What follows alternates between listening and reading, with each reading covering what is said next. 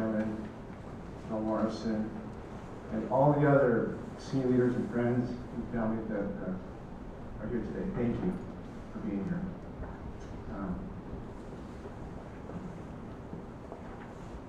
My family, I'm taking deep breaths here to get through this. Mike, Melissa, Ryan, my mom, Grace and Gary, Hannah, Brendan and Debbie, the Goobies. Thank you for being here today. This is a big day for us. Chaplain Hurley, thanks for driving from Boston to come down here. So when you're done, I did get a little gift for you.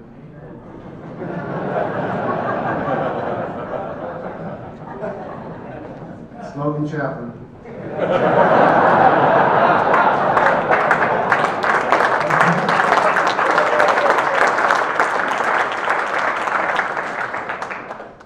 Shawnee Barnes, oh my goodness. About 3 weeks ago, Shawnee and I stood on the grid of the Circuit of the Americas in Austin, Texas, for a thing called MotoGP. Now, to explain this to some of you, MotoGP is motorcycles Grand Prix. They drive really fast on the track, over 200 miles an hour. They turn the corner, the knees and elbows are scraping. It's a big deal. It's like 1 or 2 after F1 racing. International audience, millions of viewers. She sang the national anthem and killed it. And so thank you for sharing your gift with us today, Shalini.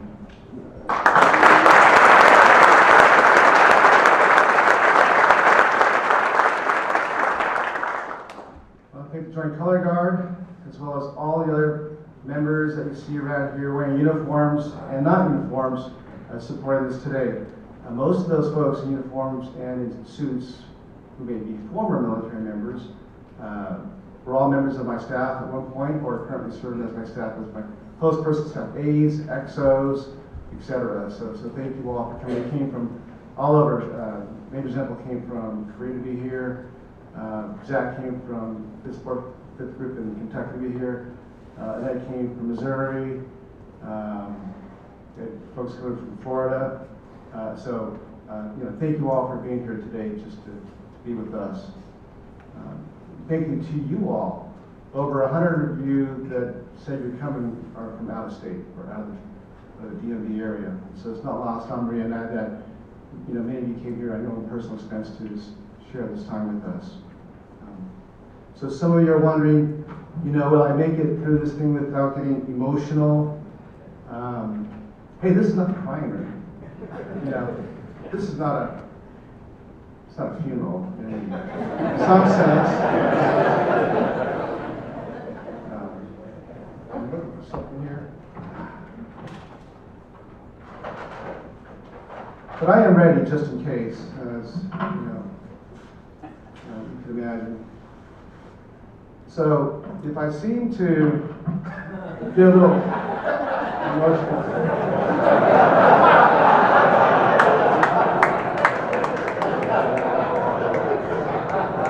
we'll just put that to rest.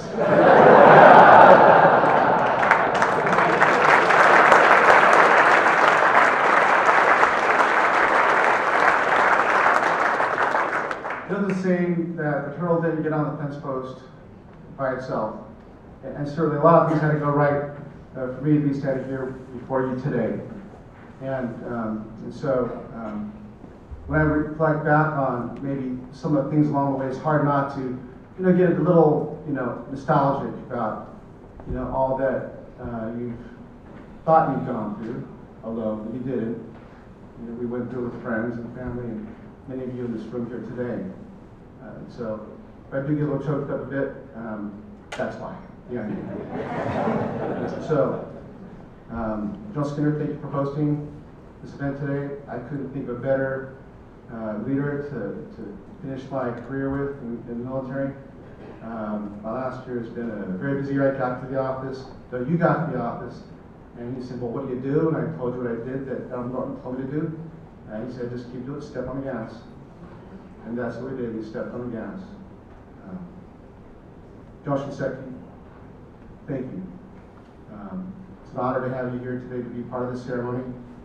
I worked at the Pentagon for 4 years, along with E-Ring, for General Crawford and General Farrell, who's not here today. He's somewhere in the VI. And every day I walked, it was on the E-ring, so we walked down 6th Corridor, Chief of Staff, the Army Corridor, and I would see your portrait on the wall, inspired by your service. As an Asian American, to see that really, it makes a difference. And those of you that have seen General Shinseki's portrait in the Chief of Staff of the Army Hall, you will see that in the background is the 442nd Regimental Combat Team rescuing the lost battalion. And so what I have for you is not a box of cigars, sir, but a miniature of that, which I know that you kept in your office. Now, you said to me at one time, I should just check that, that print out, the original out from the Army Museum. I said, no way. I'm not going to, be responsible for any damage to that. So I did get a reprint, and I put that up in my office. But thank you for your inspiration. General Nakasone, that was a surprise. Thank you for being here today. We met at Capstone in 2013. We had the shortest capstone ever, I believe. It was supposed to be 6 weeks originally and 5 weeks, then sequestration 3 weeks. We were there mid-September. We were hanging out in Key West for a day, and then we got sent home. We had a 9-day capstone, got credit for it. I knew you were smart then, sir. Mr. Sherman, thank you for being here today. You were a surprise add to the list today, and so thank you. Appreciate your leadership. It's been great working with you. Joe Morrison and Ann, they go together, it's John and Ann. Thank you so much, all these years. There were times, whether it be going back into Iraq or back in Afghanistan, you were always there, so I appreciate your friendship and your leadership. There's a bunch of former bosses here, General Crocker's here today. Admiral Norton, Steve Smith. I thought Ron Packer was going to make it. Did Ron make it? There he is, Ron, thank you. And there may be a few others that I missed.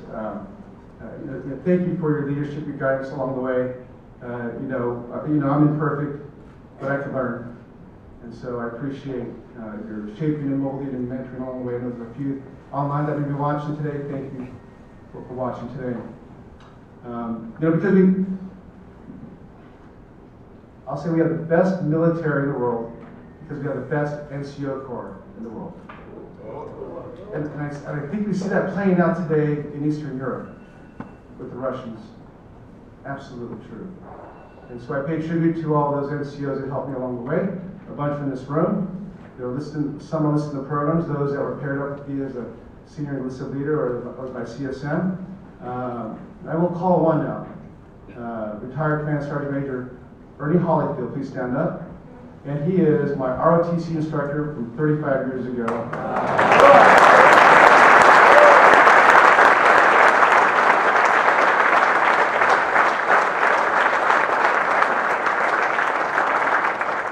We all know he came just to make sure it happened. He feels responsible. Okay, so now to the family. This is where it gets hard. It's my mom, my mother. As you now know, she was incarcerated during World War II for being Japanese American, born in this country. Her mom was born in this country.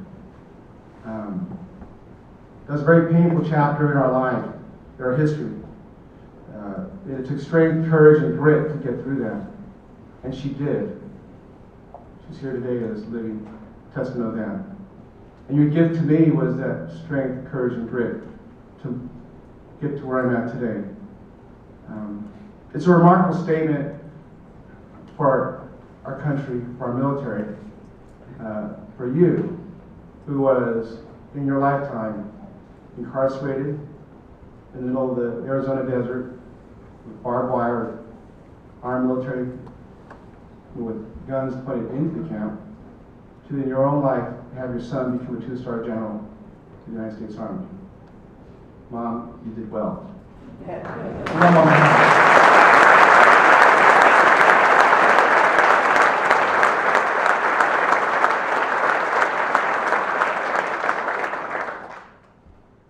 My father, who can't be here today, this is always hard. he gave me inspiration to do my best.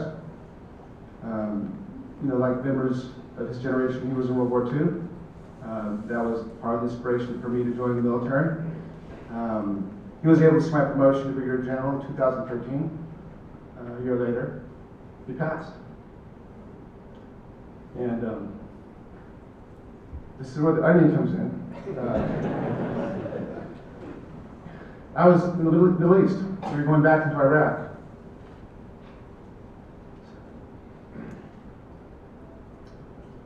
Needless to say, I couldn't get back to be with them. And my sister Grace put the phone to his ear. I was able to say goodbye. He'd be proud today. That is part of the sacrifice that we have to make as being members of the military. I know he's here today. To my children, Michael and Alyssa, resilient as ever, I think Mom said it all. We are so proud of you. I can have both of you come up on stage for a minute. I have something to give to you. As we said, my dad, your grandfather, was in the military during World War II. And in 2018, Congress awarded the Congressional Gold Medal to the veterans and down members of World War II veterans of Chinese American descent. And so I have a replica of that for each of you from the U.S. Mint.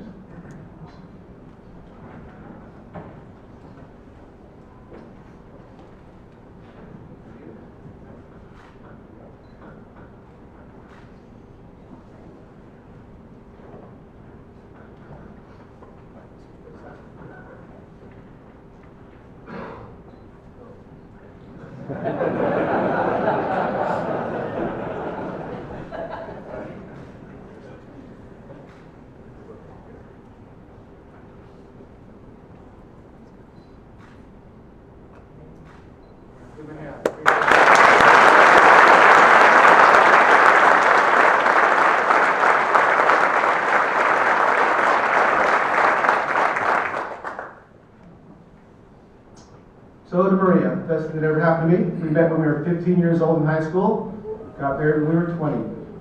And, some people have fancy stories about how they got engaged. Nowadays it's like a big thing, it's like there's video cameras and things exploding, and that didn't happen for us. It was very simply, you are?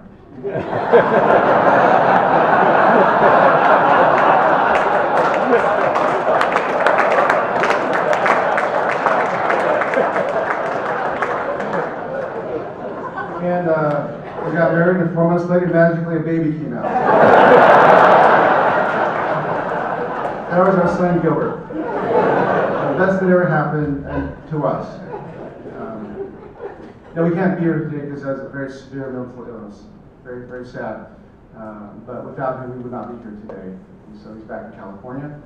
He's better some days than others, but we still love him, and he's why we're here today. Maria and I did want to talk a little about the military family. Many of you in this room know it. You've lived it. But some of you haven't. But regardless, I think it's important for us to share just a little bit. Everyone's different. In my case, I was deployed 3 times, away from the home 42 months while the kids were growing up. That's a long time, right? Especially when things are happening.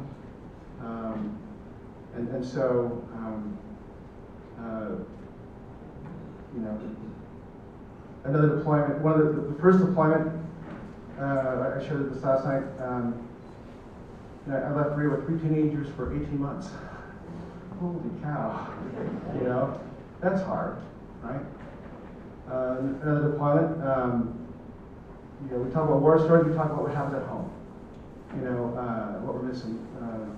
Our oldest Gilbert, who has mental illness, ended up in jail for 2 months. Maria kept it from me.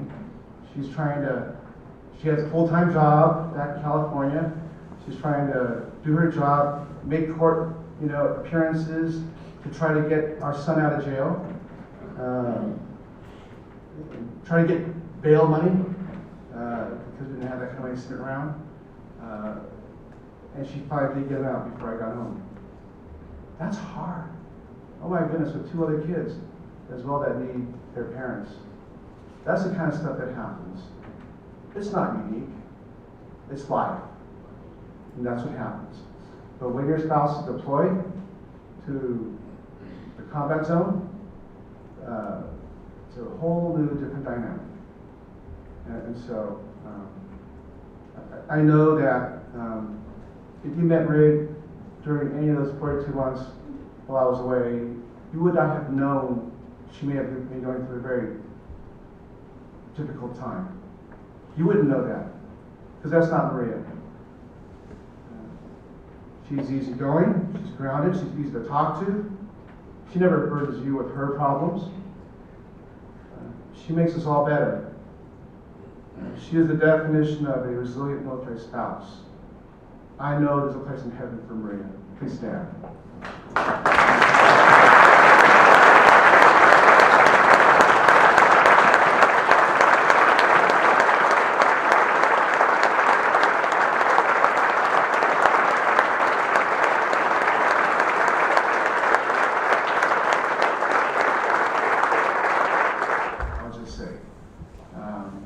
It's gone by fast, in the blink of a moment, the blink of an eye. This time, instead of getting kicked out of Navy ROTC program that changed the trajectory of our lives, it was, hey Garrett, I want you to come work for me. That's my takeaway. What will I miss most? Having the privilege of leading America's sons and daughters. Absolutely. General Schultz, you will miss that the most. You just said that. The sound of young soldiers. I will miss that. But I'm most grateful for those that came before, all those that have served, that are here, not here today. My family members that have served, especially my father. I thank them all. I thank you all for paving the way. I've stood on your shoulders for the past 35 years. Now it's my time, my turn, to step aside and lend my shoulder. Why am I passionate about military service? For many of us, military service is a passion of the heart. It's about being part of the team. It passes through generations. I'm in my 50s. My nephew who is serving is in his 20s. That's like 3 generations according to how you calculate generations. We may not listen to the same music or have the same style and clothing that we like to wear. We have one thing in common though, that we serve our nation and our willingness to do so. You can walk into a room, meet a veteran, and immediately establish trust because you know you've served. That's the bond. I think that's why, for many of us, we have that passion to serve. But a young officer once came to the DC area and asked the veteran why he had served for so many years. And he said, I can think of 6 reasons. He pulled his little paper constitution out of his breast pocket. He opened it. He said 6 reasons. Number 1, form a more perfect union. Number 2, establish justice. Number 3, ensure domestic tranquility. Number 4, provide for common defense. Number 5, promote the general welfare. And number 6, secure the blessings of liberty to ourselves and our posterity. That was me a long time ago. That stuck with me. To serve our nation in uniform has been an honor. This is Major General Garrett East signing off the net for the last time.